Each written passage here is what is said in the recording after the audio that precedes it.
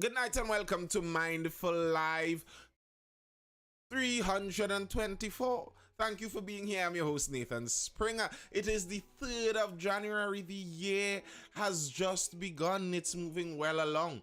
The best month of the year, might I add, just something exquisite and exceptional about this January month, if I might say so myself. It has birthed some marvelous people over the years.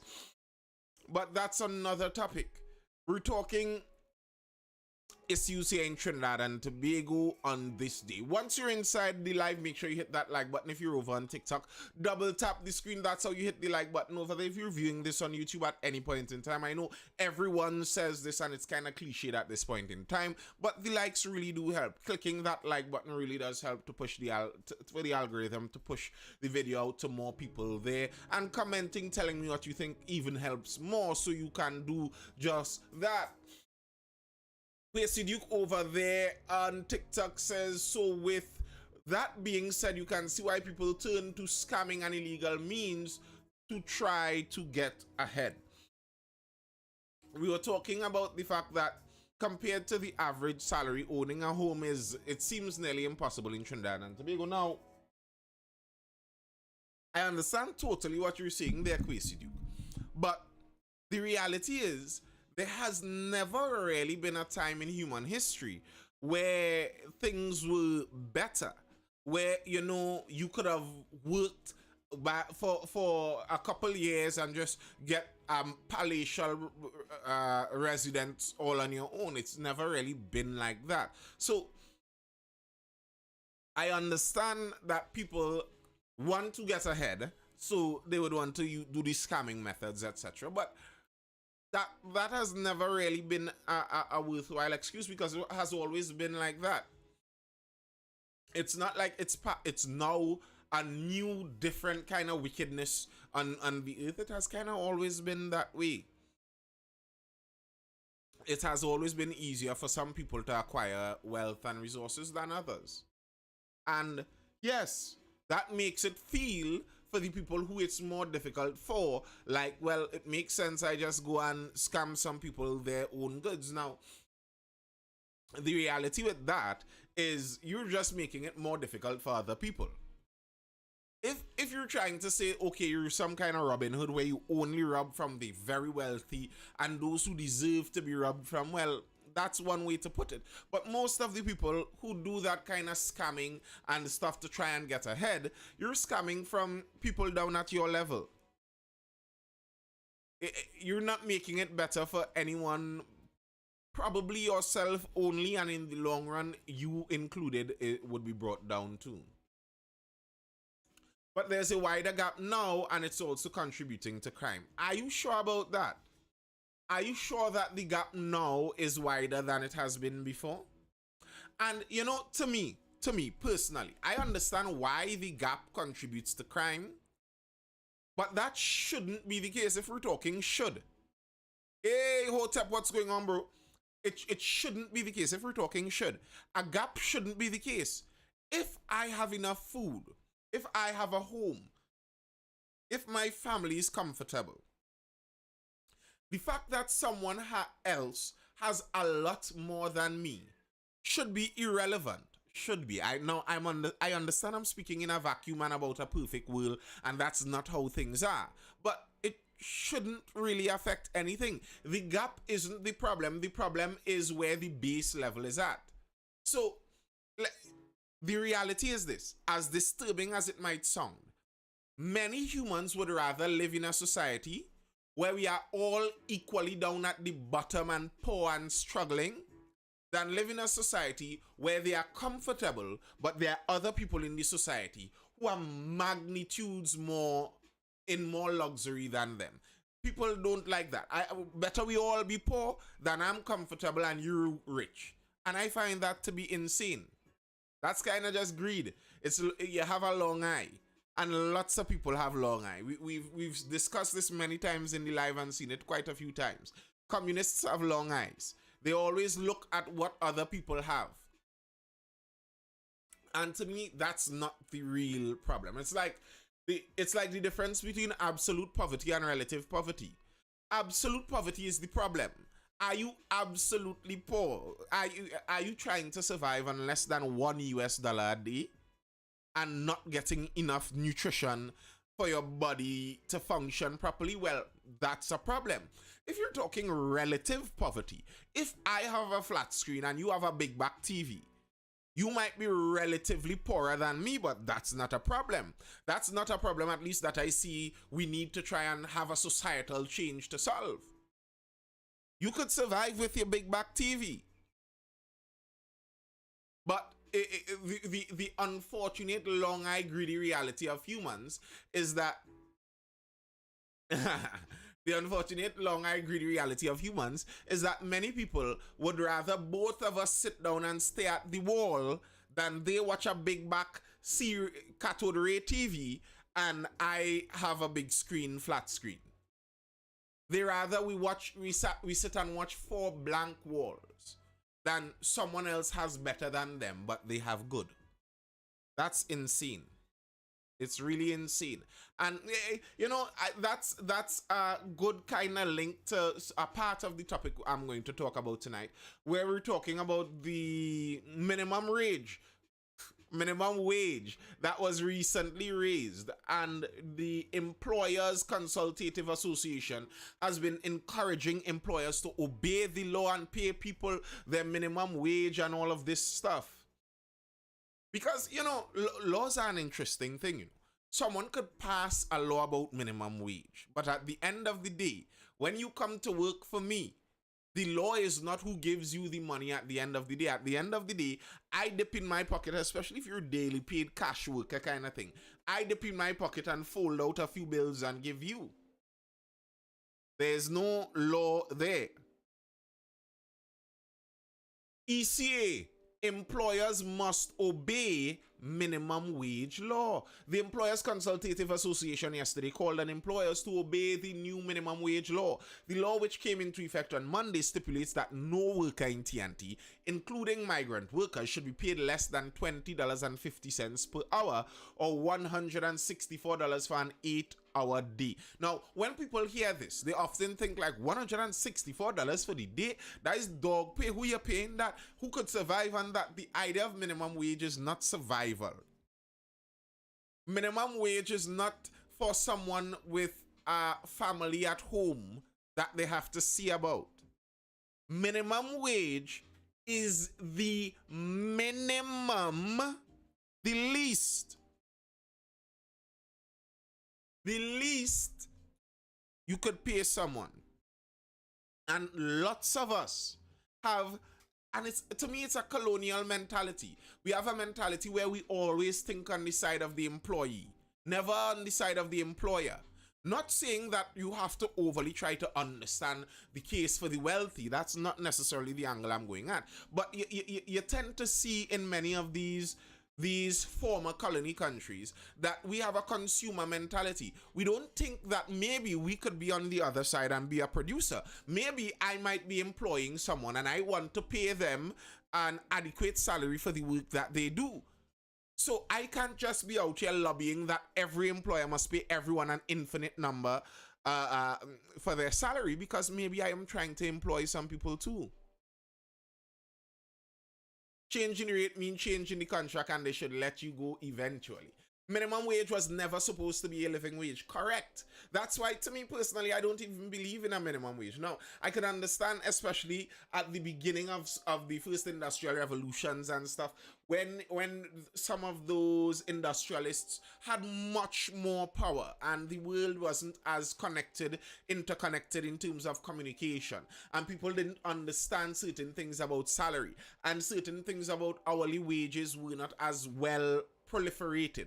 Okay, fine, I understand certain wage structures trying to come in, because at that point in time, the point in time of the switch over into the industrial revolution, you're talking about people who were farmers, people who didn't totally understand this whole factory work business. I understand trying to create legal and legislative framework to get this done. I don't think we're still living in that time. I think people could negotiate their salaries.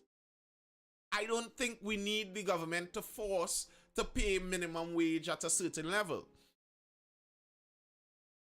Because what that actually does very often is it throws people out of the job market. If your skill was worth $10 an hour, whatever you could do, maybe all you could do is sweep. But nah, sweeping is good work. Sweeping is hard work.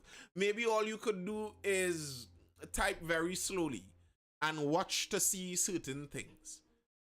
And I need somebody to type very slowly and watch to see certain things. But that is worth $10 an hour to me. If now the minimum wage is raised to $20 an hour, it's not that I'm going to pay you $20 an hour and double your salary for what you're worth. No, I am just going to not hire you. You are going to be left out of the job market. Now, what that might cause in the productivity of the job market, of the economy on a whole, is a loss in production, because we don't employ maximally the amount of people that we could have employed for getting top production. Now we have to X out those workers and try to get a $30 per hour worker to do the job of a $30 per hour worker plus that $10 per hour worker. So now you who were once a specialist in some field, you now have to type something slowly and watch whatever the $10 an hour guy was watching, because I cannot hire him. I cannot afford to hire him. So you have to do his job, and maybe I might increase your pay by $2 an hour. It doesn't work like that. Most millionaires about a billion in debt, always with this massa mentality. Yeah, many people don't understand that. That's why many very wealthy people are always very worried, because they aren't very far away from bankruptcy. It's like a juggling act they're doing. As long as you could keep it juggling, you could live in luxury. The day something slips, well, tough. It's that way for many people. And the reality is, some of business, a large part of business is just risk. They make a lot of money because they're willing to risk it. One of the prime examples of that is, for example, in the men and women soccer team in the US. One of the big bacchanal that was being created about that, the confusion about it, was the women selected a safe salary scheme. The men selected a risky salary scheme. The risky salary scheme paid more if you did better. The men ended up making more. Certain men ended up making more. It's the risk. If you're not willing to take the risk, why should you accumulate the same reward? That would not be fair. And that is what many people want. They want the business people to go out there, take all the risk their family homes, risk everything they have, and when they get it, they mustn't be able to profit from that. No. The workers are the more important thing. Pay the workers all the money. Well, worker, go start a business yourself. Because here's what that minimum wage eventually does. This is an article from ABC News out in the US there. Pizza Hut restaurants in California could lay off thousands as minimum wage law goes into effect. Chipotle and McDonald's have also addressed changes in operating costs. With the minimum wage in California increasing to $20 an hour for fast food workers in 2024, some Pizza Hut franchisees say they're preparing to eliminate jobs as well as delivery options for customers.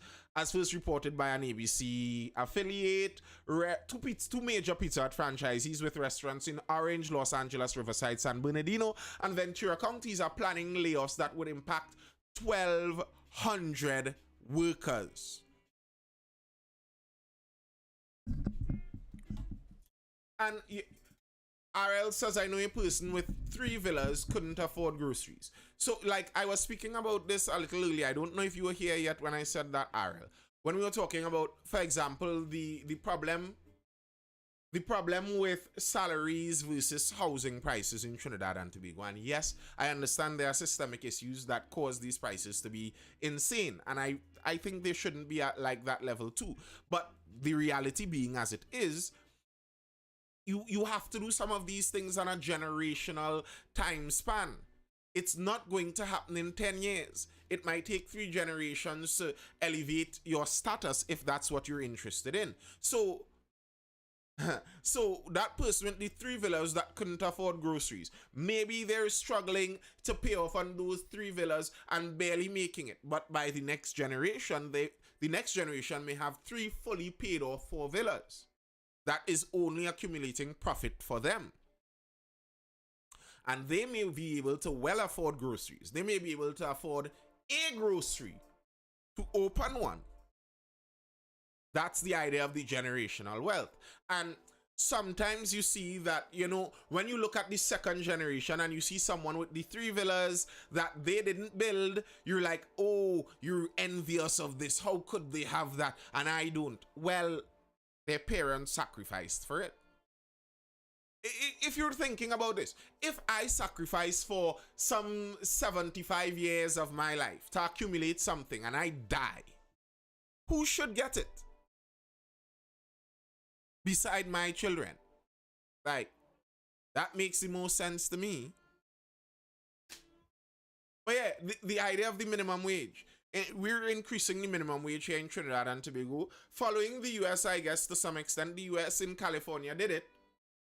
The US in California did it. They raised to $20 an hour. And look at the consequence. Jobs are lost. It's not like, I don't understand this argument. The very same people who argue for minimum wage very often argue that business people are greedy, selfish people who only care about their profits. If that is the case, how do you foresee forcing those greedy, selfish people to pay their workers more? Like, why would they not just fire the workers or pass the cost on to the consumers, which will just send inflation on a spiral?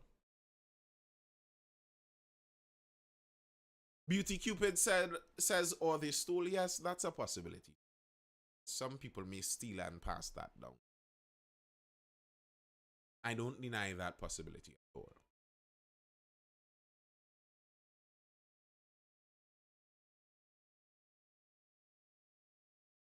But not everyone it's not all stolen. And I think there's an envious, and I regularly speak about this, I think there's an envious tendency that many people have to begrudge wealthier people, always assuming that they must have done something nefarious, some kind of evil wickedness to be where they are. Sometimes they work harder than you. That's just the reality. Many times they may just work harder than you. I'm not saying it's always an equivalent thing about how the hardest working people are the wealthiest. I don't think that's true at all. But there is some reality to hard work paying off.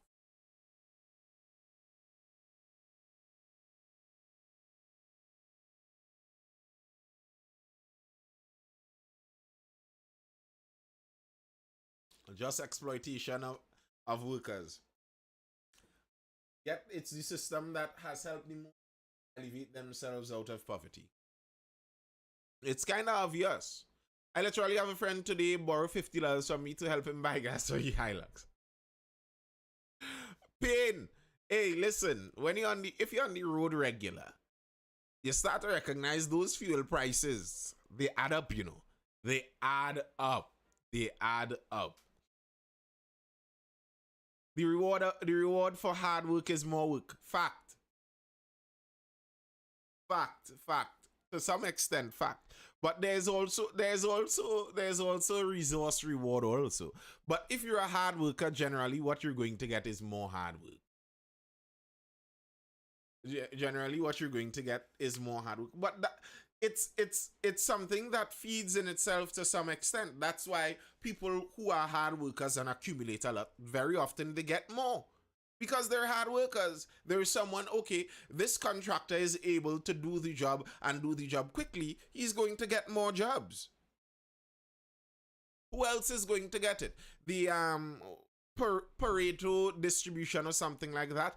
In just about everything, there's 1% of the 10% of the group that does 90% of the work, or 10% of the group that collects 90% of the reward. In nearly every single thing, there's that kind of distribution. In trees in a forest, 10% of the trees get 90% of the sunlight. In planets, 10% of the planets have 90% of the energy stored. It's kind of nearly in all things. So 10% of the workers in most organizations are the ones doing 90% of the work. And those 10% would just get more work. And the irony of that, it might be 10% doing 90% of the work. And within that 10%, there might be 10% of that 10%, which would be 1%, if you're following what I'm saying. That's doing 90% of that work. What you cook there, Darius asking, what I cook there, boy? I don't think we have anything in it. You could get water. If you're thirsty, you could pass and I could get you water. 3/4 of his salary going to this Hilux. Oh, so the Hilux on terms. My boy paying through his nose to look good. You know the kind of people I see doing a lot of that. You see some of these single people out here who don't have a family. Like if you have a family, you understand, I can't pay 80% of my salary towards a vehicle. That just doesn't make sense. Somebody will starve in my house. But some of these single people out here, they're driving around in all their money, you know. What they drive is all their money, you know. You see them driving? That's every cent they have. That's what you're seeing them driving around in there. Hey, as usual, people, this is brought to you by Mindful Education. Mindful with 2 L's if you're looking for us. Mindful_education over on Instagram. You can give us a follow. It's the educational institution that I run. We offer learning pods. Those are homeschool style classes, you know, small, 6 students maximum, generally speaking, what we're talking about. And we have those learning stages. We don't do learning ages, we do learning stages. So we have the learning stages from preschool, early primary, late primary, early secondary, late secondary, going all the way up there. If you are, yes, we of course do summer classes, RL. Well, it's Java classes now, July, August vacation. Of course, we have those classes all year round. So if you're interested, hit us up at any point in time. Registration is always open. You can join at just about any time. We also offer private tuition, that one-on-one class style. If you're looking for that more concerted effort, that more pinpoint attention in one specific CXC or CAPE subject, we have that. We offer one-on-one tutoring for most of those CAPE and CXC subjects. Be sure to message us, message me wherever you see me. Follow us at Mindful Education and you will be able to access that. All right. Yeah, jumping into the next story, I was looking here following, I know we spoke about this last night to some extent, but I saw some more coming out of this in this whole crime situation here in Trinidad and Tobago. Well, the crime situation isn't getting any better. I saw there was a quintuplet shooting in Tunapuna about an hour or so ago, maybe more than an hour ago. 2 people dead, 3 people hospitalized. Insanity. I heard someone saying something about a possible multiple shooting in Diego Martin also. These fellas not going to stop. Somebody has to stop them. They're not going to stop. And unfortunately, it seems like young ladies out there are attracted to these guys, you know. I was seeing that some disturbing stuff following the young girl. And, you know, the story stands out a bit to me because the girl was so young. 19 years. Yes, I heard about the one in Morva, but I think someone said no one was hit in the one in Morva. I don't know. But the girl is 19 years. That's a young girl. That's nearly a child. I'm not of the view that the person is a child. That's a woman, but still very youthful. And the amount of trouble you could get yourself into at that young, tender age. I saw on the news that they're saying the woman's murder may have been linked to a video. I haven't seen the video. I've heard allegations that the video may have been of an adult nature that passed last week. And I'm just thinking to myself, you know, the embarrassment of all of that. You're murdered. Your body plastered all over social media. Your private business about whatever scenes you may have been on before is a national talking point. Like, if it were possible that you were somewhere out there looking on at the scene, could there be a more embarrassing, terrible way to go? And for someone just out of childhood, like how have you accrued such levels of embarrassment at 19 years? A young lady. I saw her relatives say teen killed on Ariapita Avenue was caught up with the wrong friends. Isn't that the age-old story?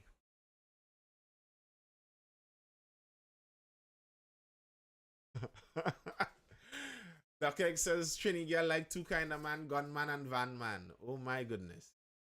Trini Hotep says he would say bad man and serviceman. Well, what's the difference? No offense to the servicemen out there. Oh gosh, imagine being a gunman with a van. Oh gosh, things done. Gunman plus van man. It mash up right there. It mash up right there.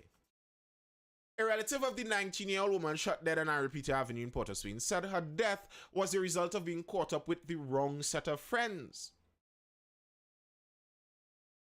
We know she was murdered on Ariapita Avenue when a car stopped next to the car that she was in with her 30-year-old boyfriend. Speaking with the media at the Forensic Science Center in St. James, her family described her as a loving, fun, and always having a smile on her face. They said there was never a dull moment around her and added her death was unexpected. One relative said she believes Jackie's death was a result of the friends she kept, adding Jackie did not heed their warnings. And now, I'm not meaning this as a throwing shade or any kind of thing like that or any kind of thing like that. I'm just analyzing the statements as they were being said. It's unexpected, yet they have been warning her about the kind of friends she keeps. Why would you be warning her about the kind of friends she keeps? And in that case, how unexpected really can it be? A lot of family members spoke to her, but at the end of the day, them youths now, some of them does listen and some don't listen. So everybody used to talk to her, but she was at the friends and whatever the case may be. She was at the friends. She is 19. She was at the friends. Listen to this line. This line I found to be very interesting. She said she had been trying to contact Jackie for weeks, but she never answered her calls. A 19-year-old at the friends, not answering the calls of the family. What's going on there?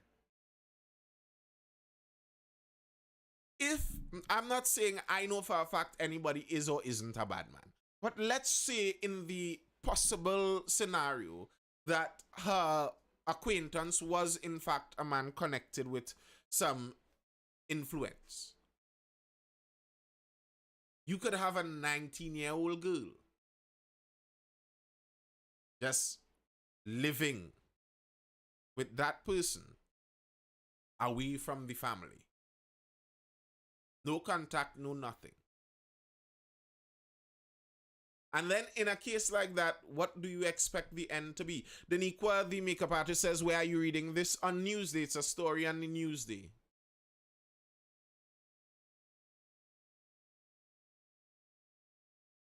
Truly tragic. Truly tragic.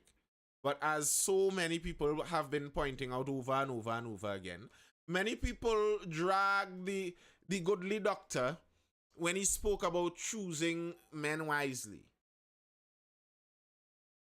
But we're seeing the result over and over and over and over again.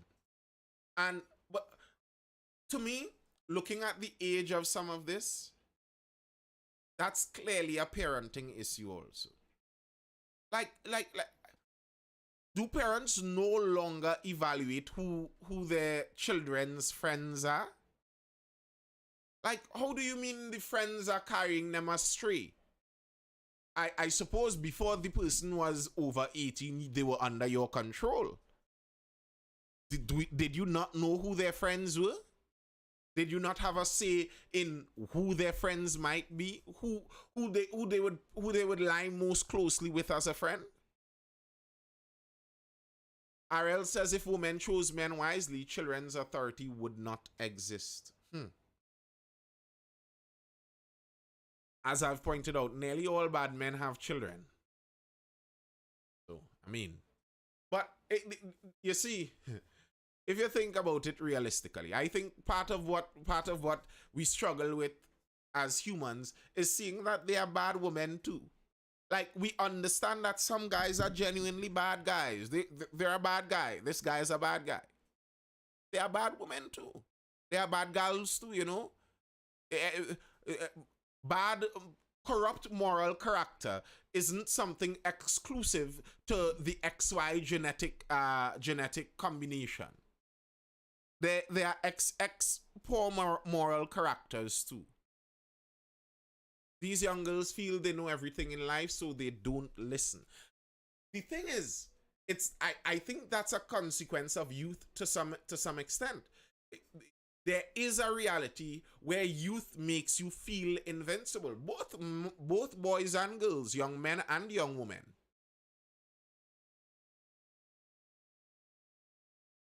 Both the male and female. It's something that goes along with you, that feeling of invincibility. That's why you're supposed to channel that. Put that feeling of invincibility on a football field. Let him do some spanner and some fan and not mega few men. And, you know, be reckless on the football field. Maybe you might break your foot, if anything. Channel that feeling of invincibility there.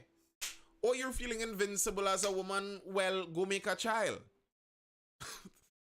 that song's nearly like you're going into a dark area there, but that might be what your feeling of invincibility is for. That's a pretty dangerous thing. You feel you're invincible? Go try that with a responsible person, of course. Of course. A responsible person. You mean subjecting men to actual competition? Yes, that's what I mean. And I mean, these men are obviously begging for competition. I don't know how many of you follow some of these badman social media posts and stuff. These fellas are talking about check the scoreboard. Is murder they murdering each other? Eh? Is dead people dead in here? To get nice and trini with it. Is dead people dead in here? Their brethren's dead. And they're talking about check the scoreboard. Who up and who down. It's obviously a competition. These guys are literally sacrificing their lives chasing competition. And some genius out there with a PhD in psychology would say that we're doing too many competitive things with these young men. So leave them handsy-pansy in some kind of hairy-fairy nonsense where they're all winners and let them go into the gangland to get the real competition they're looking for. Like, no.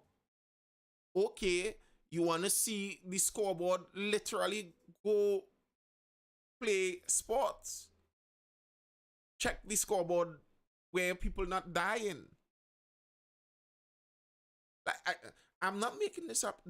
That's a line in multiple songs. I first heard the line, I was speaking about this yesterday, when you look at the mirroring of our Trinidad music with the drill trap music coming out from the US and England of the 20-teens era. They started that talking about check the scoreboard, and in Trinidad now they're talking that same thing. It's insane if you're trying to think about this logically. Scoreboard. Lives.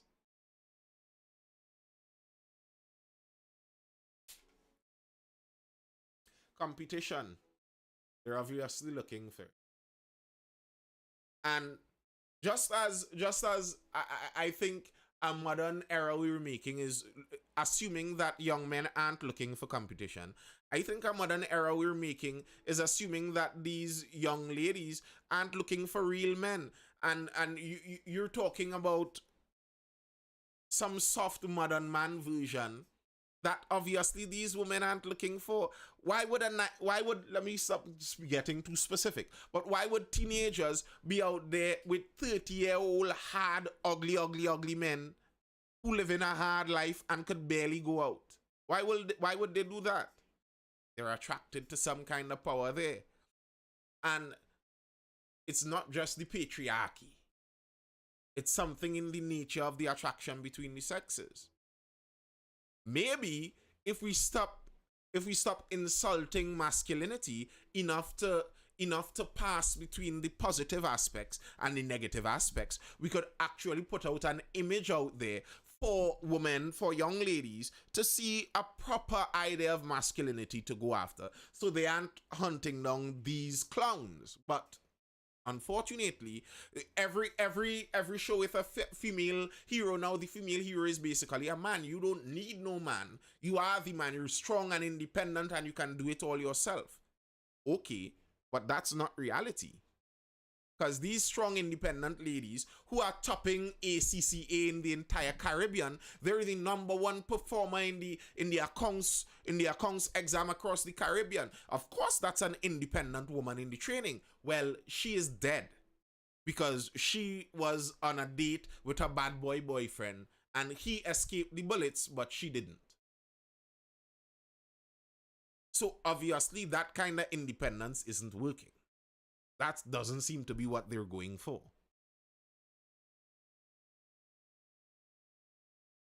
I think it's more to popularity. Most women would actually choose popularity over money now these days. Well, if you're going at this from the evolutionary biology point of view, evolutionary psychology point of view, it's not popularity, it's not money either. It's competence. Hopefully. That's the idea is you want someone who is going to be best suited to supplying for your next generation. What that might be may not necessarily be money. It may not necessarily be only resources. It may be connections and influence. So, no surprise there really and truly. It's just that at some point in time, the adults in the situation need to be able to more accurately diagnose some of these things and point to a more realistic solution, because some of the solutions that we're suggesting just aren't working.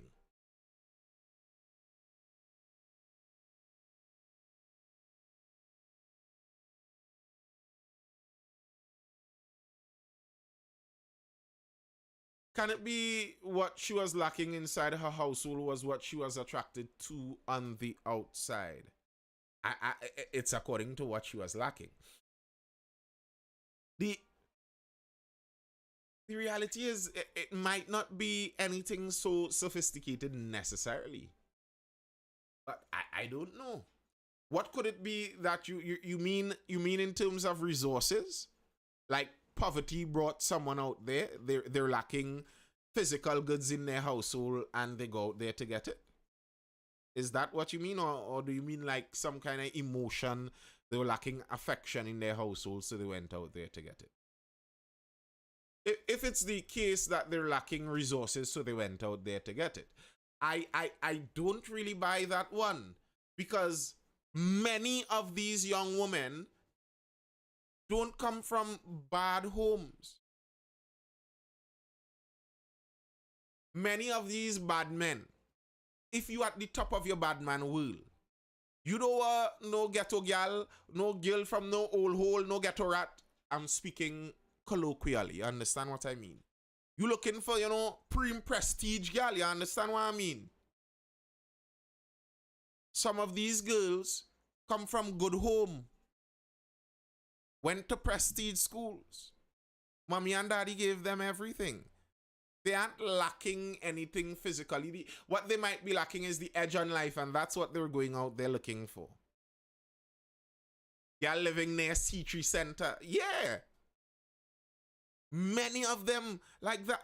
The truth is, many of the ghetto girl them ain't looking for that kind of relationship with some of these bad men. Many of them ain't even looking for that kind of peace. They in the lime too. They looking for the hustle. So I don't buy it's necessarily a lacking thing like that. It might be lacking in common sense.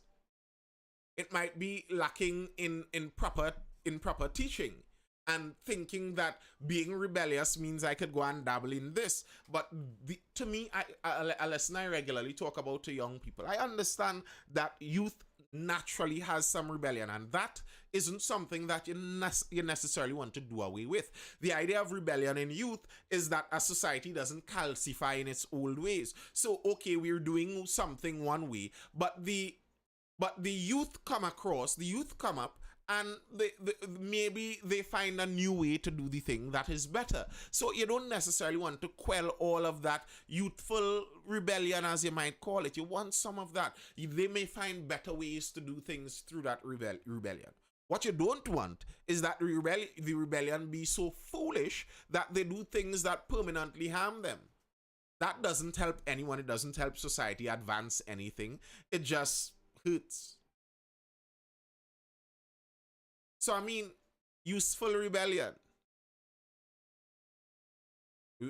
Going to rebel against your family by going with some thuggish criminal isn't really a sensible form of rebellion. If you know you're trying to really show somebody something, whatever you're trying to really show them.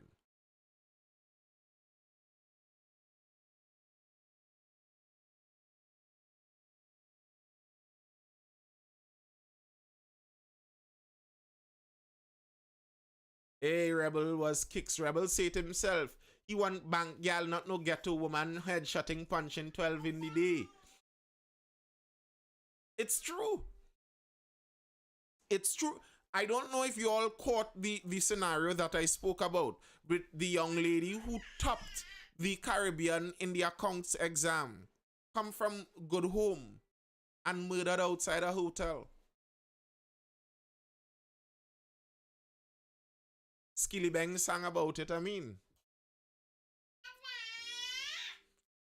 Hi, co-host. Hi. What you gonna do about that? It's it's it's nearly ironic. At the same time, in the world where we talk the most about, toxic masculinity, I'm sure many of these young ladies would have heard about toxic masculinity and the patriarchy and da da da da and da da da. And it seems like the bad guy that is painted of masculinity is exactly who some women are attracted to. Ain't that a thing?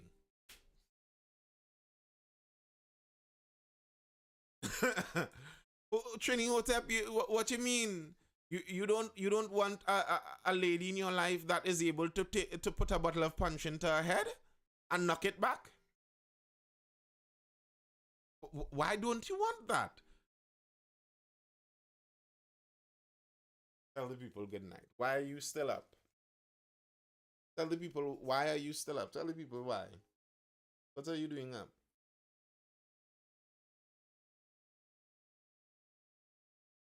Hi. No highs?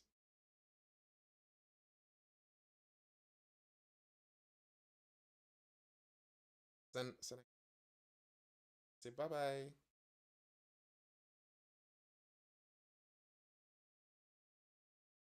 No.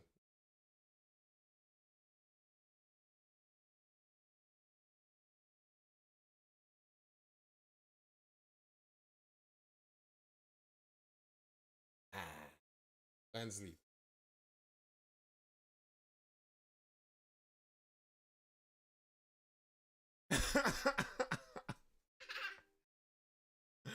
Carl Drizzy says no right thinking man want a lady like that.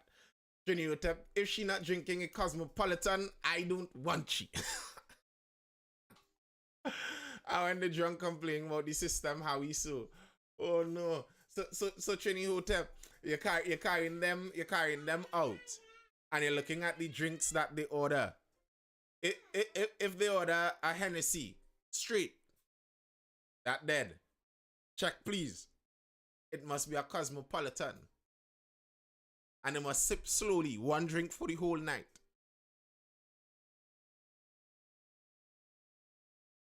What about margaritas? What about margaritas? What you say? If it's not Cosmo, but it's a margarita, you okay with the margarita or one of those, milky drinks? One of the milky drinks. Anyway, Hennessy is a awful drink. Well, you would be fooled by the way some people drink it. Margaritas could work. Hey, I always say this. I always remember looking at alcohol commercials as a child and being completely fooled. I thought these people had to be drinking the honey from the gods themselves. This thing looked so good. Little did I know. You never heard that Margarito song? I don't think so. Mimosa's good too. All right. Mixed drinks. Delicate mixed drinks. That's what you're talking about. Mudslides. Maybe a Bloody Mary. Drinks that you have to order from the menu. That kind of stuff.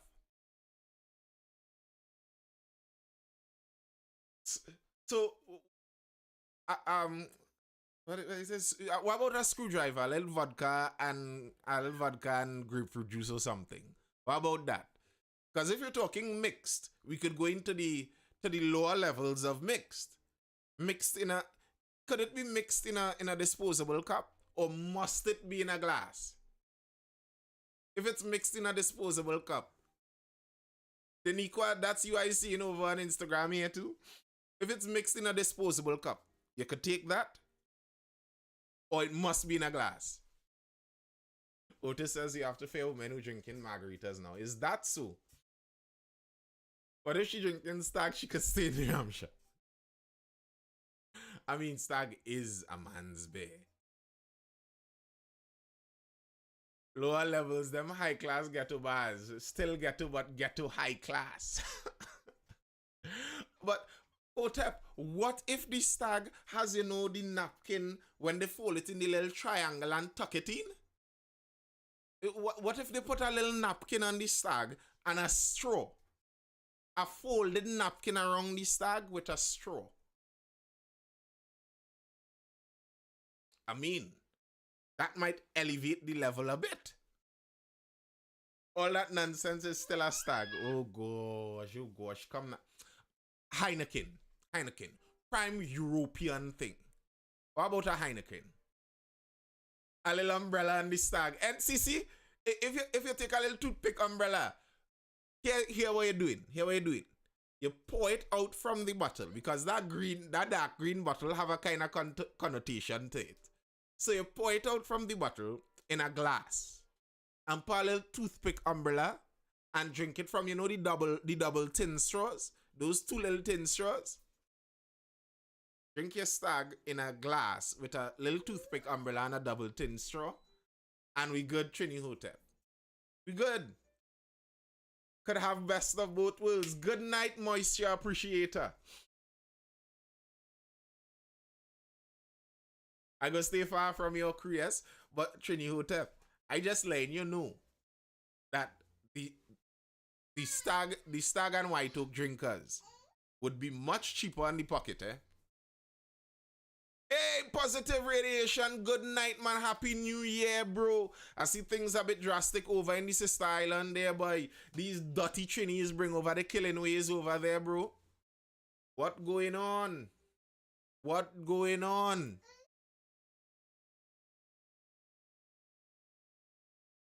Cheap is still cheap.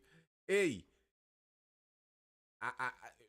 you could line for real cheap with the Stag and White Oak drinkers. Yeah, I just saying that. Yeah, boy, positive. No, no, no. I just saying we were talking about. I was thinking about that previously. That I had that article up there. I saw the chief secretary talking about they had some discussions with the police there.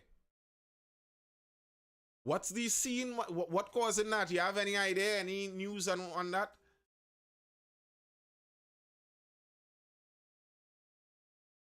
What is the cause of all of this over in Tobago to be small to be that hot? How these fellas doing all of this and getting away? I suspect it's gang thing. Nearly 100%. Nearly 100%.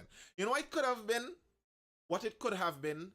Tobago had some time on the low where the business of the gangs could have flourished without the violence. So the gangs were able to set up shop for a while and get their things done. But now that the violent side reached, the gangs are already there. So, bro, I hope they could solve it in Tobago though. That's kind of scary. That's kind of scary. Crime is an industry. When you jail Tobagonians down the road. Donma says, so I have a question. Ask away. Of course you can ask your question, Donma. Of course. They link up and do business. So it might actually make more sense to jail Tobagonians in Tobago. Don't let them mix. Tobago has a prison. Tobago probably need a prison somewhere. Jail the Bago boys there, so you know there's none of this intermixing of the gangs happening kind of scene. Donma, waiting on your question there.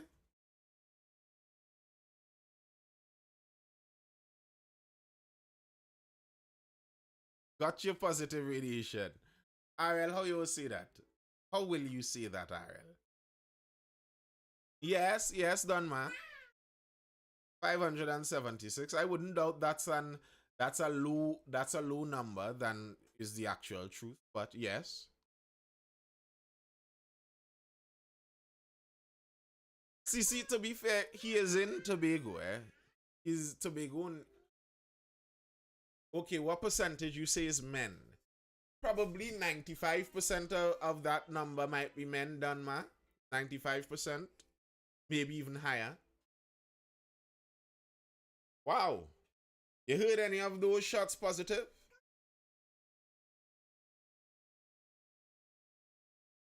Yeah, a very high percentage are men. I know, and I wouldn't deny that. Okay, 95%. What race? Majority Afro. Majority, not exclusively, but majority Afro. I don't know what percentage I would be what race. I cannot say that. And I mean, in Trinidad and Tobago, with each progressive generation, the mixed population is increasing much. So maybe the majority might actually be mixed when it all comes down to it. I don't know, but I wouldn't doubt that it's majority Afro. I think that horse has left this. Yes, majority Afro. So we can say 500 of the 576. I wouldn't say 500, but maybe a majority.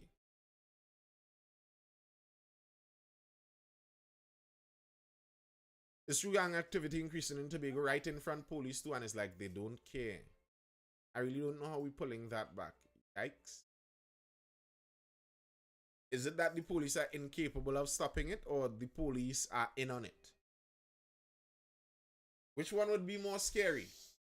If the police were incapable of stopping the gangs, would it be more scary than if the police were in on it with the gangs? Which one would be the more scary reality? Yeah, Donma. Where we're going with this? Maybe 450. Let's say it's 450. I don't know. Oh, out of the 450, what percentage you think is young Afro males under 50 out of the 450? A very high percent. A very high percent. I don't know, but a very high percent. A large number of the murder victims are young Afro males under the age of 50. That's true. Very unfortunate. Along with that is that the large majority of the murderers may actually be young Afro males under the age of 52. So the same demographic that is the majority of murdered victims is the same demographic that is the majority of murder perpetrators.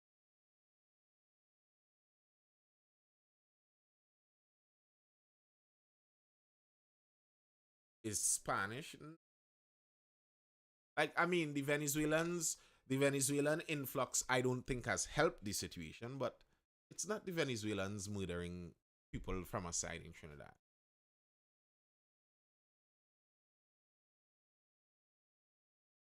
Police not locking up their neighbors, friends, and family. Hmm. I've always noted that there are quite a few allegations of police relatives in activities. So it's not something unheard of in Trinidad and Tobago. Donma, was a question down at the end of all of this? What do you guys think leads young Afro males specifically to living a life of crime? Very very interesting question. I don't think it's a unifaceted thing, as if slip is Spanish. I don't think it's a unifaceted thing. I think it's multifaceted. Um,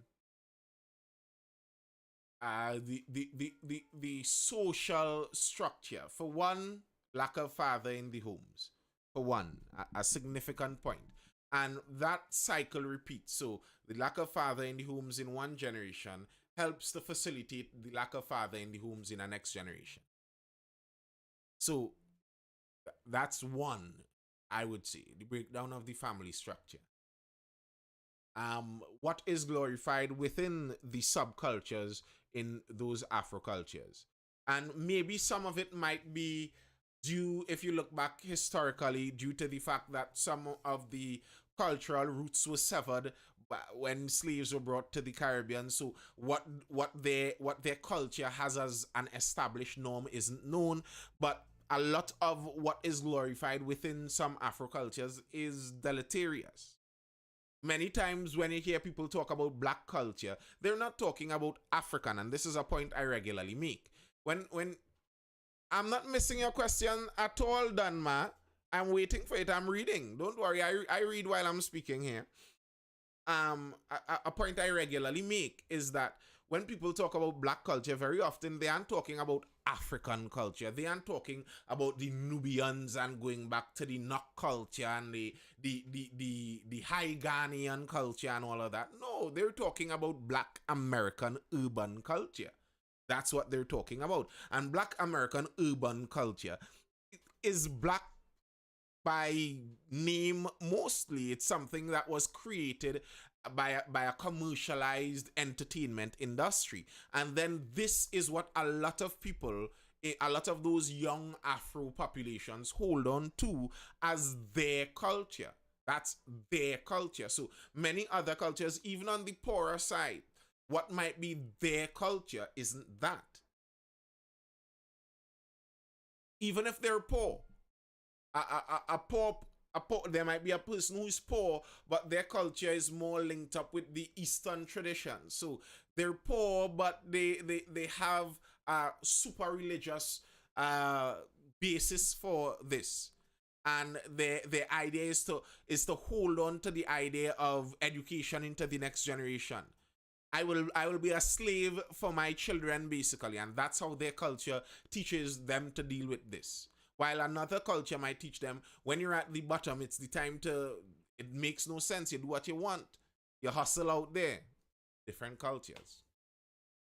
What's the cost of the average funeral? I'm not sure. Danma, I'm still waiting on the question, bro. Trinidad brainwashing these youths, Craig says. Nope, I don't think it's the Trinidad music brainwashing these. I think the youth were in the life of crime before the Trinidad music exists. If you look at the average Trinidad artist. Look at the average Trinidad artist. My question is, all I see is my question is, Danma. I didn't actually see a question there. You'd have to ask it again because it didn't show up.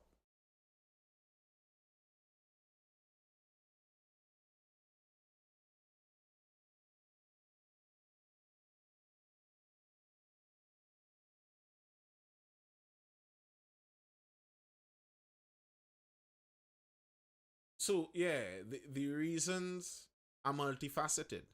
And that's why the solutions need to be multifaceted too. And it's not that easy. It's not that easy. First of all, how do you solve the single mother issue? Particularly single mother. How do you solve that? You encourage, I guess one of the first things is you encourage these young women not to make children with these men. And okay, you might say you're blaming the young woman, and it's not that I'm blaming the young woman, but I think that's where the limiting factor needs to be. Give incentives for fathers. I don't think that's necessarily what is needed, positive radiation. Because I think by and large, the average father doesn't need an incentive to be a father. What needs to happen is women need to make children with average and better than average fathers. I think you could have as many incentives as you want. If you make a child with a lousy man, he's going to always be a lousy man, incentivized or not. The government doesn't need to give me an incentive to want to take care of my daughter. I look at my phone background and all the incentive I need is right there. It's not necessary, I think. Where they're getting the better than average fathers, bro? Where you mean where they're getting the better than average fathers, Dunma? The majority of men are not fathers, while the majority of felons are fathers. So, for one, we don't have to even look at where you're getting the men. Let me just say where not to get the men. In jail. For one, before you even look to ask where to find these good men, for one, leave the jailbirds before we reach to finding the good men. It's not that you're lacking average fathers out there. One jailbird is a father to children by 4 different women. You trying to tell me those 4 different women couldn't each man better than the one jailbird? Give me a break.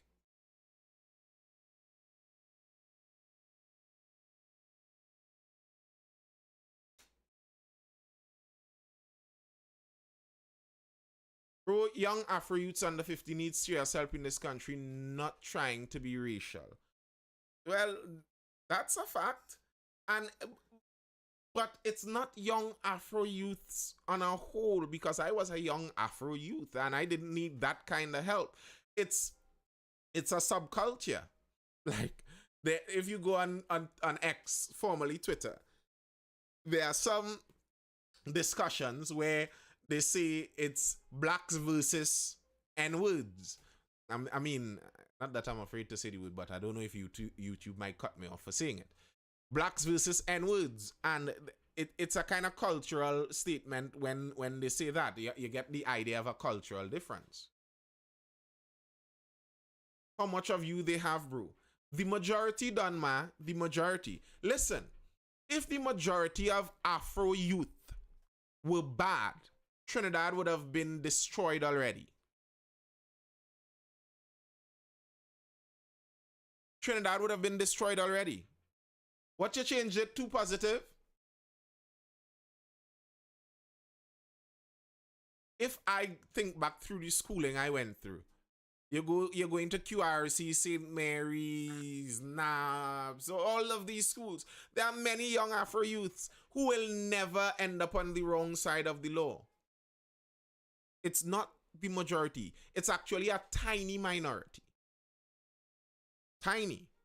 But that tiny minority subculture does need help. Once you hear somebody saying all in earlier, they're close to the subculture. Not all of. All in? You see that all in earlier, all in them? I disagree with you, bro. What do you disagree about? What do you disagree about? Because I can tell you for a fact the majority of Afro youth under 50 are not involved in crime. You give the example. I grew up in the hood and I never wanted any part. Many people, that's the majority of people in the hood. Example, St. Anthony's College. That they have fighting issues. That's not a new issue. And neither is it an Afro-Black issue. I don't know how closely you know St. Anthony's College. St. Anthony's College was called the White Boy Junior Sec, at least a couple years ago. The behavior in St. Anthony's was negative without it being only Afro youth exclusive. So it's not an Afro youth issue.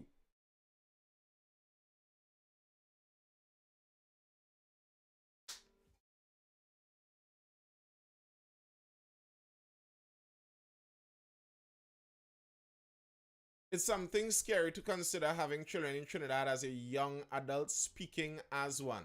Here's my issue with that, HY. Here's my issue with that.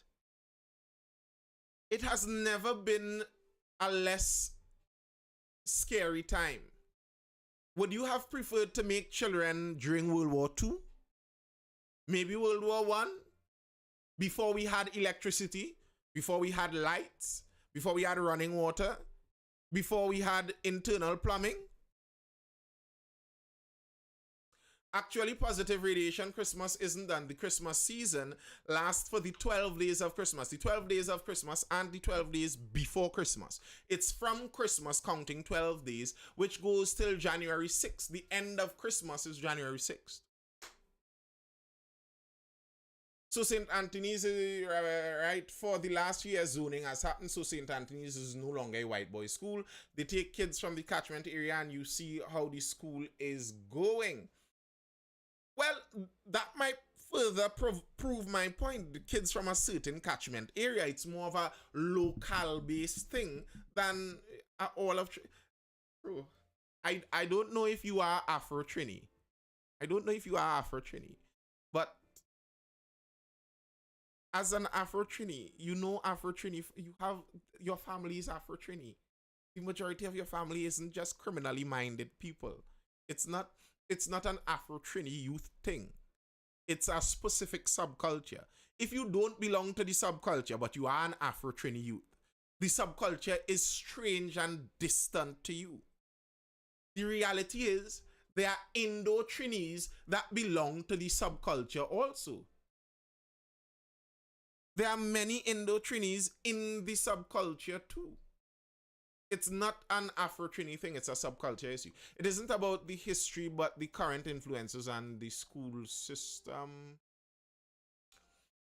You're talking about the children. Well, what I'm saying is if we're comparing it, you're saying it's scary now because of the current influences and school system. That's a modernist cop-out. It's cowardice. It's the cowardice being taught to the modern generation that somehow life is so hard. Your life is so uniquely hard that you modern generation, you all can't have babies because your life is harder than any other generation ever before. You know, you all millennials, you all have had life so tragically hard, harder than any of the other generations in the thousands of years humans have been here, that you all cannot have children to carry on the humanity. Come on, give me a break. That's nonsense. It's literally a lie. You could plot the course of that lie. That is a lie taught to the young generation. Let's take the school fights. Where are they happening and what areas? Again, in poorer, more impoverished areas. Areas where there is a proliferation of a specific subculture. Like, I don't get... St. Mary's doesn't have as many fights. What is the demographic makeup of St. Mary's? Dunma, Dunma. The subculture areas are not racially exclusive. You do know there are Indians in Silats, right? You understand there are Indians in Beetham.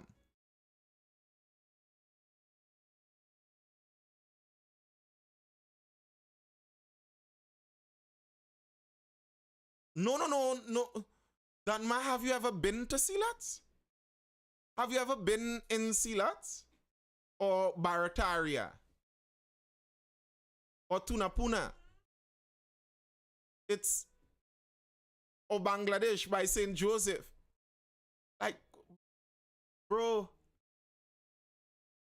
I think you're not familiar with the subculture. Go the guy that they were attempting to murder on the highway, the artist. Go read his surname.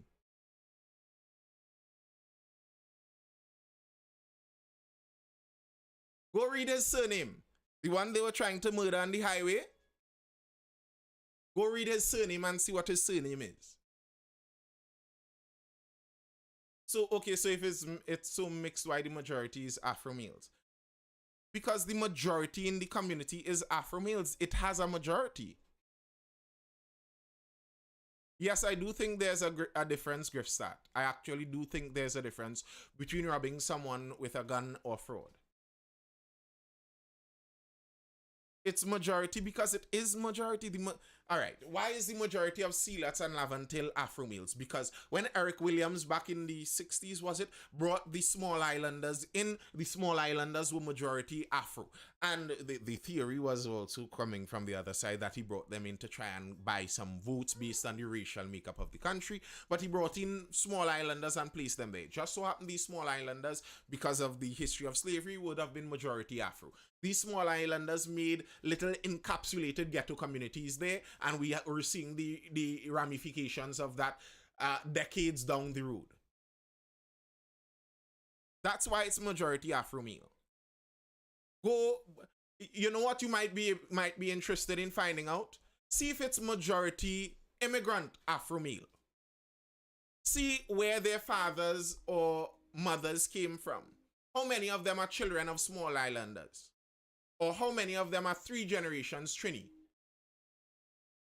That might be more interesting to look at. You might find out that maybe 99% of them are within 1 or 2 generation immigrants, while many of the 3 generation Trinis, Afro, aren't involved in the same thing.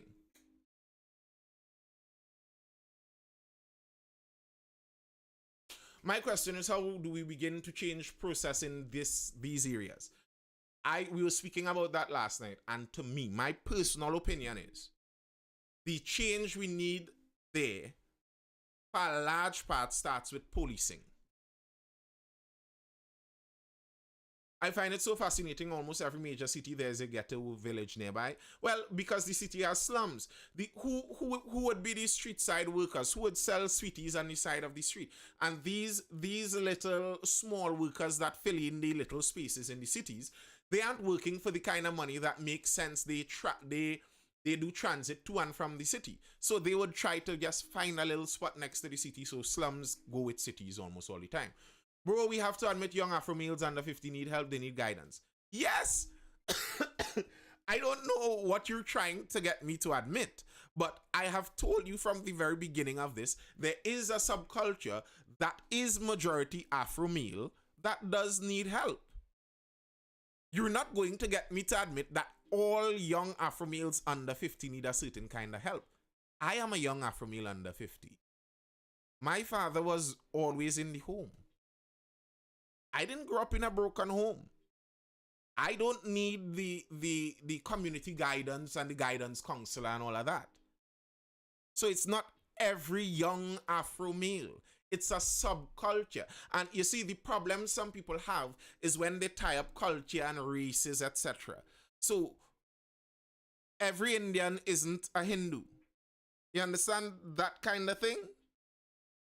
You can't mix up the two. It's a subculture. It's not a race issue. I suspect some are born into gangster lifestyle. Fact. Correct. Positive radiation. Correct. Crime is across the board. Yep. Right. As I was saying about curing it in some of those communities, positive radiation. My opinion, as I was saying last night, my opinion on this is that something that has to be cured by policing first, to a large extent. Let me tell you why. I've said this over and over. I am not a believer that poverty causes crime, by and large. I think it's reverse. I think crime causes poverty. And I think for a lot of people in many of these communities, there's let's say 100% of the community is there might be a portion, about 60% of the community, that wants to do massive productive things, but cannot do it because of the criminal element in the community. So I think one of the first things need to happen is policing that clears up the criminal element and allows people in the community to do their economic activities. One. And then after you clear up that criminal element and people could do what they want to do without having to look over their shoulder to make sure the gang boss ain't say no, after that, you could try the social activities and the social program. If you try social programs while the gangs are still embedded, while the criminal elements are still embedded, you're just going to give incentive to the gangs. I hear you positive. What is the majority of makeup of the police officers? Young Afro males. You see my point? No, I don't see your point. What's the point? What's the point you're trying to make by pointing out the majority of the police are young Afro males? But the police and criminals in one. To some extent, that's true. I mean, clearing the criminal element is way harder said than done. I'd say near impossible, to be honest. Yeah and no. Yeah and no. I think to some extent, cleaning up some of those communities isn't impossible. I think it's impossible because we live in a corrupt country. And maybe we cannot uncorrupt the country, but that's just the reality. It's not that it's impossible to clean up the criminal elements, because a community-wide criminal element is something that is often easy to clean up. It's the smaller criminals cleaning up the fine things that's the harder one. But a community-wide gang, not that hard to clean up if you're really interested in it. But what's the difference between a young police officer and a gangster, 3CXC, and who you know? I don't actually agree with that. I don't actually agree with that. I do agree that many police are corrupt, but I don't buy that all police are corrupt and just somehow Afro males have a tendency towards criminality. So if you see Afro males as police, they're criminals. You have respect for the police force, I guess. Yes, I have interacted with them. Donma, I have a feeling like you haven't taken in many of my lives. I just get that feeling. You haven't taken in many of my lives. And you're trying to force a point that the logic doesn't line up with. I just run from the ones who wear mohawk. Z-grade. Mr. Springer, do you agree that the government's priorities are messed up? Fact. 100%. I think the government's priorities are way too wide. Way too wide. I think the government shouldn't be concerned about certain... Like, for me, the government shouldn't even be concerned about education before crime. Like, allow parents to educate their own children, have no primary school, no secondary school, parents stay home and educate their children and dash in bush and cassava, and stop the crime. Crime is... Public safety is your priority before public education. People would educate their children. Trust me. People would educate their children even if the government didn't do it.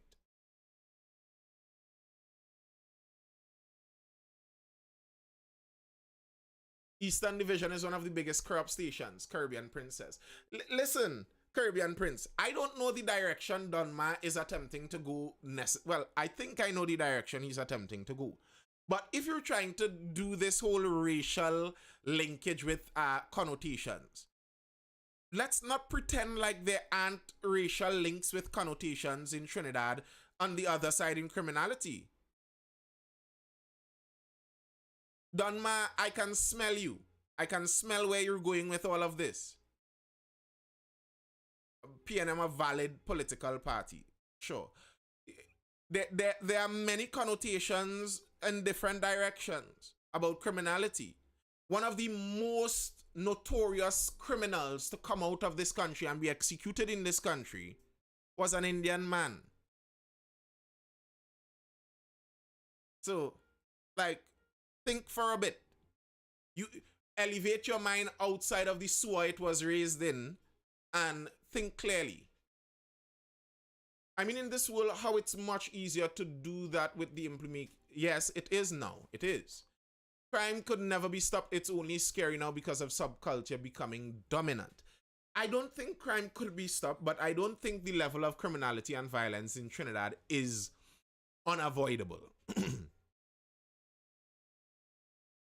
Yeah, he was executed by his own lawyer, Dunma, of the same race.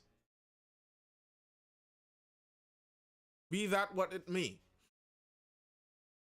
So I do think, yes, crime is inevitable because humans will be humans, but I don't think the level of criminality in Trinidad is something that is given.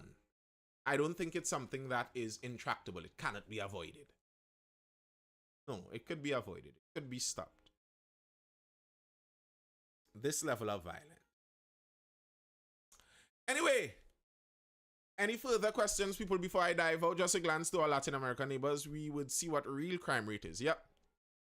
Bro, I never went down a race road. I simply said young African males under 40 need a lot of help. Yes, you did say that, and you did go down a race road. Danma, I can see the race road. And if you want to hear what my thoughts are on race and crime, there are some lives with that go in depth, even to the genetic level.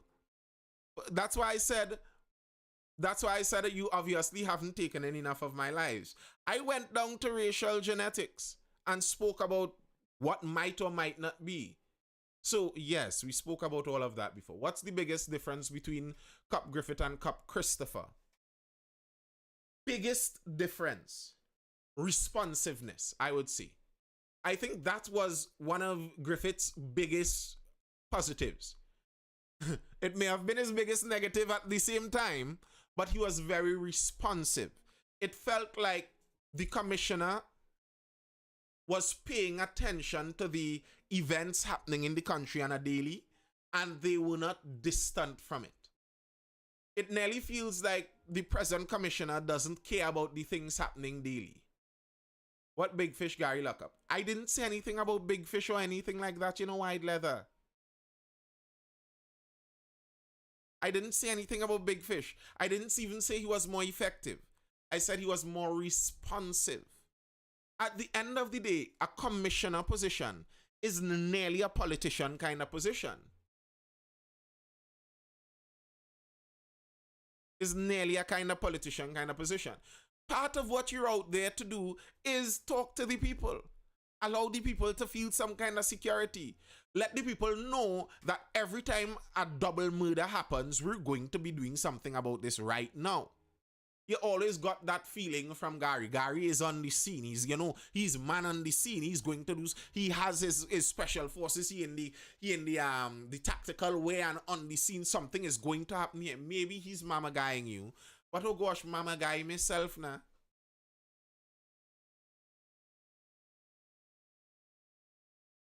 He also directed his attention to certain persons and made excuses for another demographic.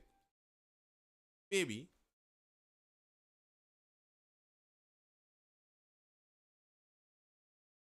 If the crime rate was debatably the same,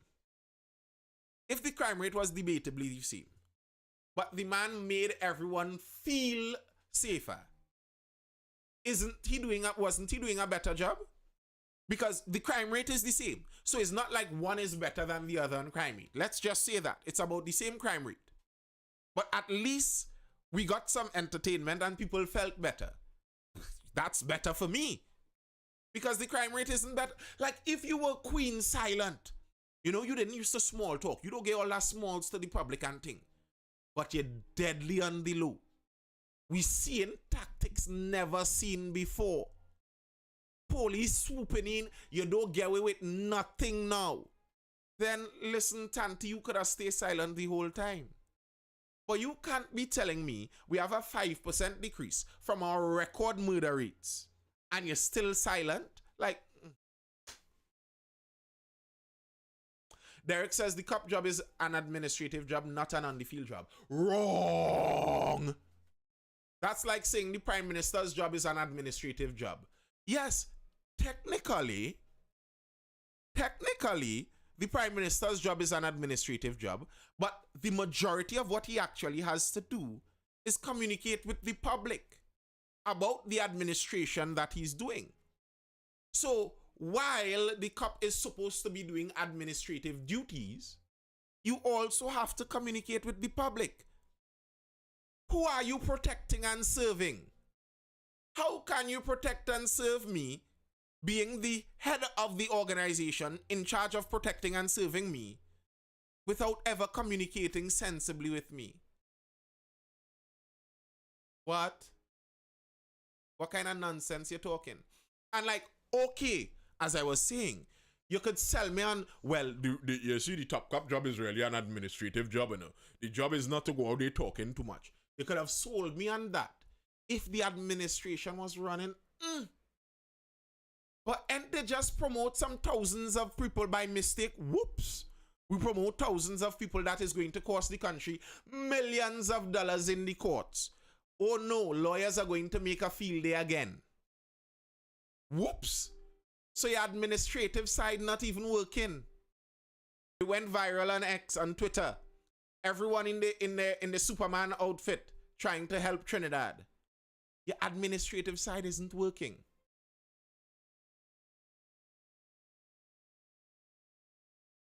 His job was not to make the place safe. I don't need the mama guy. Okay, well, you don't, but I would rather at least the mama guy if the place isn't any safer. You're not following what I'm saying. They both have the same results in crime fighting. You don't have the better crime fighter option. So, yeah, his job was to make the place safe, but no one else is making the place safe either. So, if it's just as safe as it was, but at least while it's safe, he's trying to discuss with the public. That's a better job right there. And by the way, the rankings were leaked. The rankings were leaked. In qualifications, the man was by far the top. You don't have to like the man. You don't have to like him. But I think of the commissioners I have seen, he was the most qualified. Commissioner after commissioner. And I don't like to go down some of these roads because they sound kind of personally insulting. And I don't mean it like that. You're in a public office. So it is, you're in line for public comment in a public office. And commissioner after commissioner, these guys seem inept. They seem like they're meant for manual grunt labor. And they're out of their depth speaking to the public.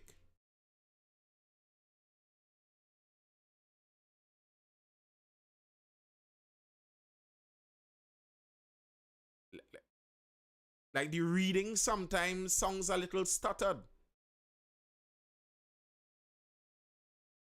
And if you were an ace in crime fighting and lacking on the other side, okay, fine. But you're not. You're not an ace in crime fighting. So you fell for the PR. What PR are you talking about, White Leather?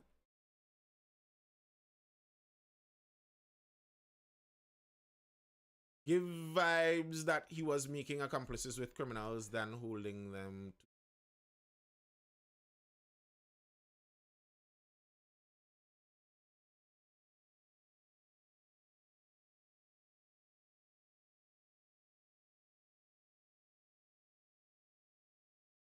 Now, the top cop job being a puppet, Hines this evening on the news holds no accountability for the crime situation. Well, of course. Hines will be Hines. Very few statements Hines makes I find to be the epitome of wisdom in the statement. Nathan, your charger close. The battery nearly dead though. They need to stop with the stats. They need to stop with the stats. They don't make sense quoting those stats. It doesn't make anybody feel safer. Minister Hines wasn't a police. Yes, he was. But yeah, the critique of Gary would work if you showed me better alternatives. But the mold, the Filbert mold, mold. Oh, like QEI ease up on that. Give us someone that at least could communicate on a certain level. That seems like they're connected with the people. Someone who has batch for the last 40 years. They're disconnected from the people. They don't know what it feels like to be in danger and they act like it.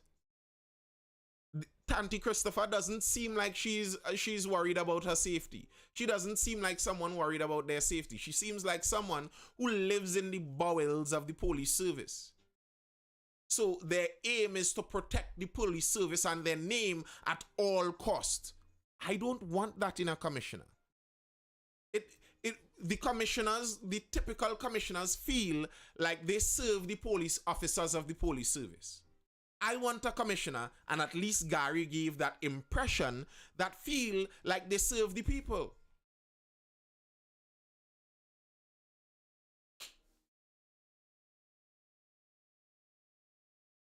The time Gary sided with the officers who murdered the 3 guys in Morva, he lost all credibility, Derek says.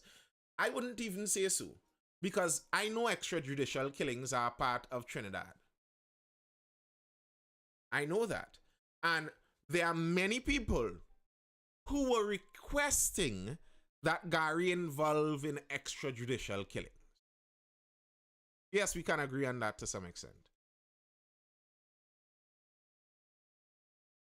Colloquial, positive. Colloquial. Wide leather, that's not what I'm saying. Come on. You see, just by the fact of the LMAO at the end of your sentence, it shows me you aren't listening. You are responding. Listen for a moment. Listen for a moment. That's not what I claimed. The mayor of Sando want to move the vendors off the road by the 15th of this month. I didn't know that. As long as she told the party line her job is safe. And it does feel like that to some extent. It does feel like that. She feels like a much safer commissioner. She feels like a commissioner back to the old mold. And as I said, I didn't like the old mold. The old mold wasn't working. And as for wide leather, it's not about Gary being connected.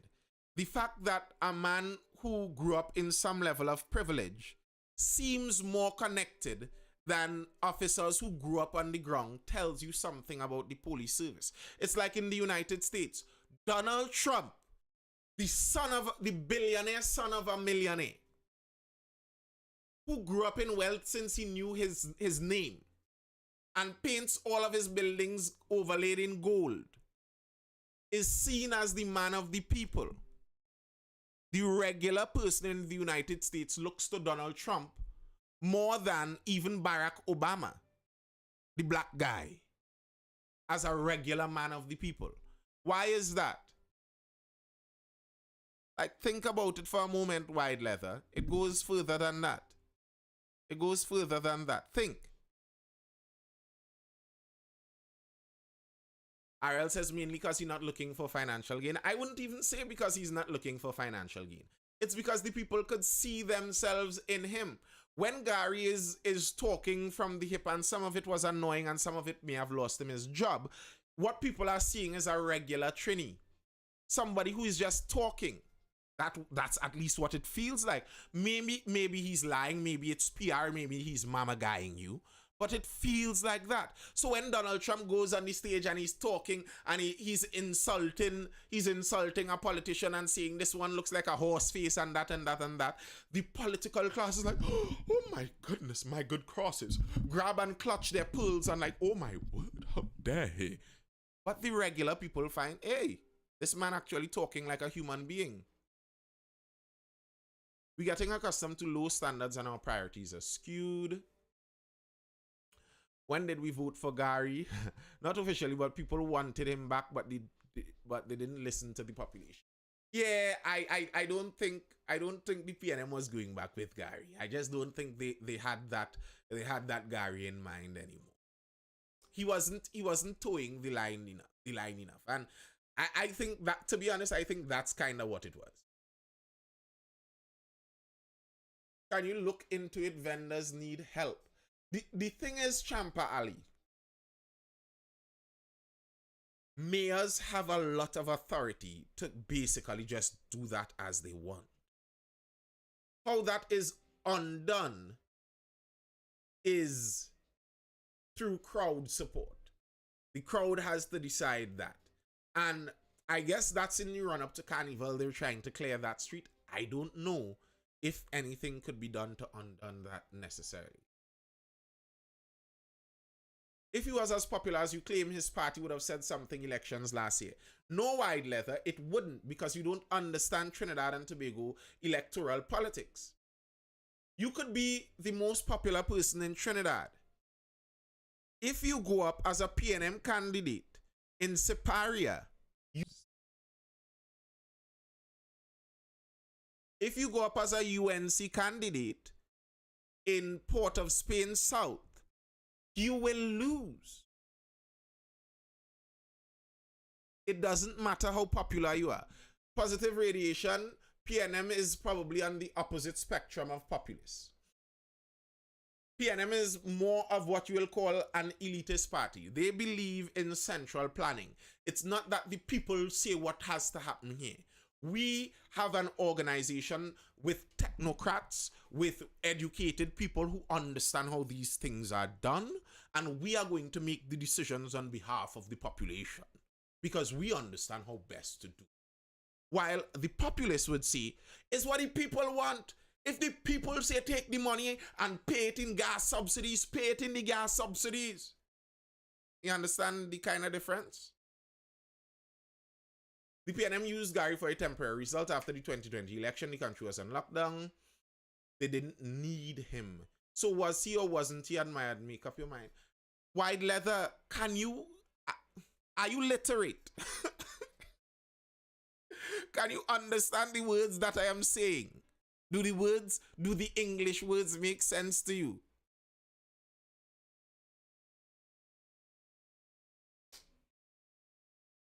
Yeah, I do, but isn't it the People's National Movement? Yes, by name it is the People's National Movement, but that means nothing. From the inception of the PNM, it wasn't about populism. Dr. Eric Williams was not a populist. He was a technocrat. His idea was that the educated, well-knowledgeable people on the subjects, the technical, well-educated people on the subject matter would be the people that need to make such decisions.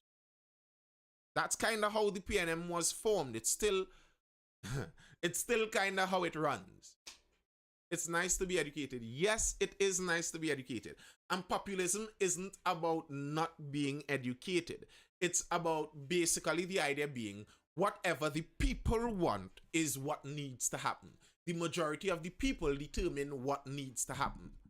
But that's not what the elitists say. The elitists say the elites determine what needs to happen. They make the policy that would best be suited for the entire country. That's kind of the difference. Then why allow voting? Well, the idea in properness of the opposite of populism, the idea in properness of it is that you as the people vote for a person that you trust, and the person that you trust would be knowledgeable enough or hire people knowledgeable enough to make the decisions that need to be made. That's the kind of elitist idea. The educated people that you trust and vote for. We all are poor people who vote in the local election for the PNM.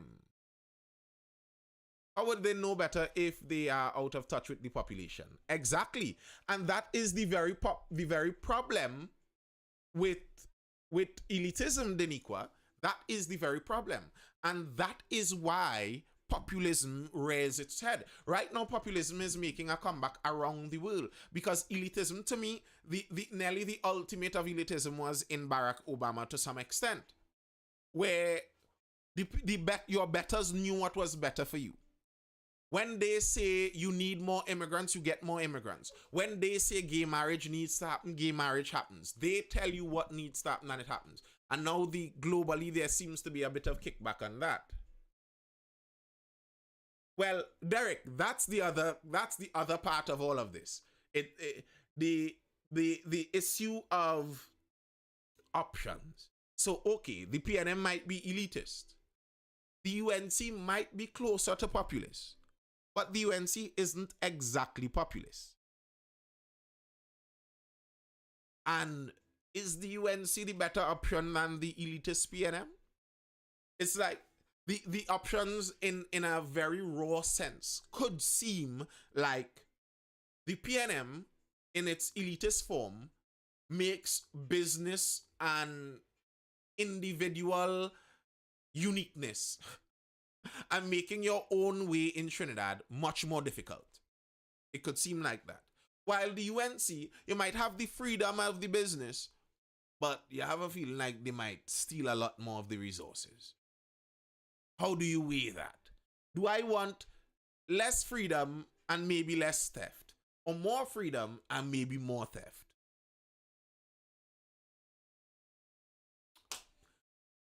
What's your take on campaign financing?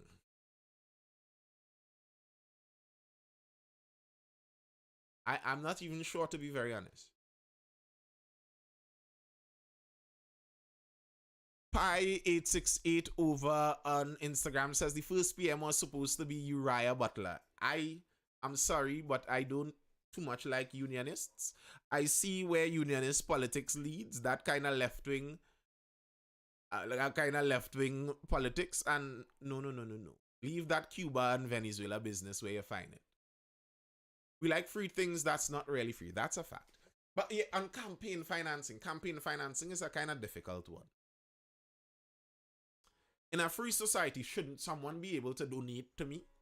If you think I have a good message, shouldn't you be able to donate to me for my message? But then, on the flip side, if you donate to me while I'm attempting to go into a position of power, when I reach that position of power, wouldn't I feel like I owe you something? And how do we adjudicate that? If you donated to me, is it that I can never give you a contract? Then that wouldn't be fair.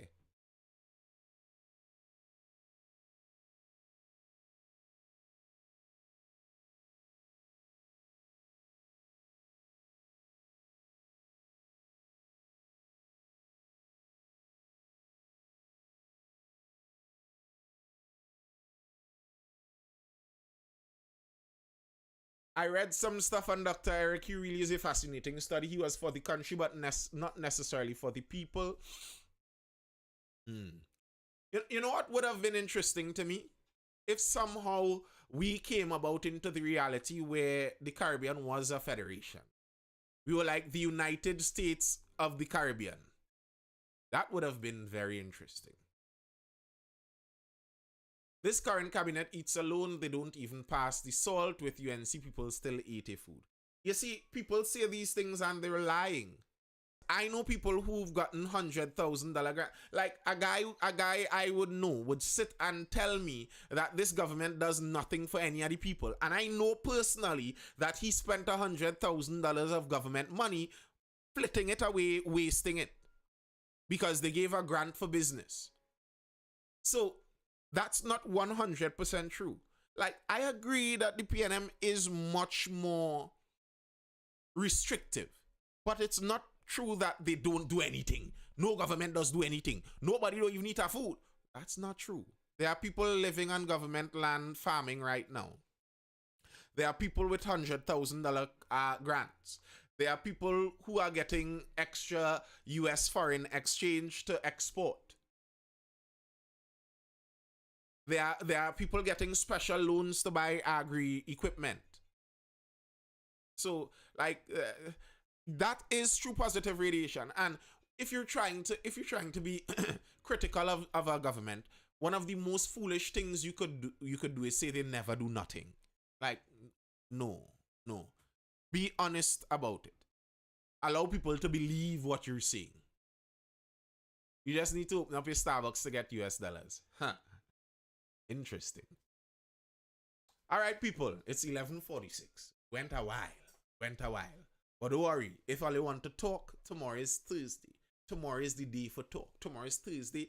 Thursday is Thursday talk. So if you tune in tomorrow, you can jump in. The entire live is just discussing whatever topic comes up inside of the live for discussion. So if you are interested in that, be sure to tune in. But that's all I have for now, folks. I hope you're educated, informed, or entertained. This has been the Mindful Life. I am Nathan Springer. Tomorrow we bury the Tobagonian stalwart. Yeah. Condolences to Ho Choi. A stalwart indeed. Be mindful, not mindless, as Training Hotep always says. Pi says our downfall began with Eric Williams. From what I read, Uriah Butler had the votes to win, but the powers at the time said he was radical. So my question is, what Eric Williams allowed in order to be in power? Very good question. And I have no doubt that there may be some sordid details if you could find out the history of those things. I don't doubt that. And I could understand, because the truth is, when the monarchies and the colonial powers gave independence to countries, they didn't just give independence out of the goodness of their heart. A lot of the times, they wanted to make sure that they had favorable relations there. So I don't think that a country would have given independence to a man like Buzz Butler. Probably not what they're going to do. Yes, Champa. Champa, you know what you could do? Message me what you know, and I'll see what I could find out, and maybe I'll do a shorter video that has more views on that. Message me. I'm serious. If you want to do something about that, maybe we could talk about it, because I am in South sometimes, pretty regularly too. So message me and we'll see what could happen for that. All right, people, I hope you're educated, informed, or entertained. This has been the Mindful Live. I'm Nathan Springer. I'll see you guys again for the next Mindful Live show, which would be tomorrow, starting around that 9 p.m. time. Hopefully we don't start late and everything runs smoothly. So until then, people, peace out. Hold it down. Be well. Laters.